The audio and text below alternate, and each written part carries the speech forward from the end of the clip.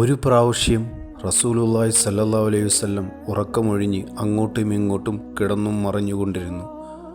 പരിശുദ്ധ ഭാര്യമാരിൽ ഒരാൾ, അള്ളാഹുവിൻ്റെ റസൂലേ, എന്താണ് ഇന്ന് ഉറക്കമില്ലാത്തത് എന്ന് ചോദിച്ചു. നബി സല്ലല്ലാഹു അലൈഹി വസല്ലം ഒരു ഈത്തപ്പഴം തറയിൽ കിടന്നിരുന്നു. അത് പാഴായി പോകണ്ട എന്ന വിചാരത്തിൽ ഞാൻ അതെടുത്തു തിന്നു. ഇപ്പോൾ അത് സദക്കയുടെ ഇനത്തിൽപ്പെട്ടതാണോ എന്ന സംശയത്തിലാണ് ഞാൻ വിഷമിച്ച് ചിന്താകുലനായി ഉറങ്ങാതെ കിടക്കുന്നത് എന്ന് പറഞ്ഞു.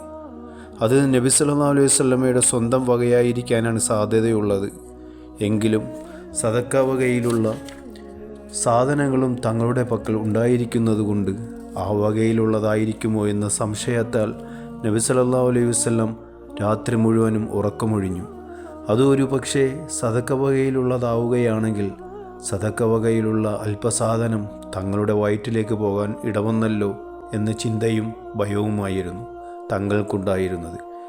ഇതായിരുന്നു നമ്മുടെ നേതാവ് റസൂലുള്ളാഹി സ്വല്ലല്ലാഹു അലൈഹി വസല്ലമയുടെ അവസ്ഥ.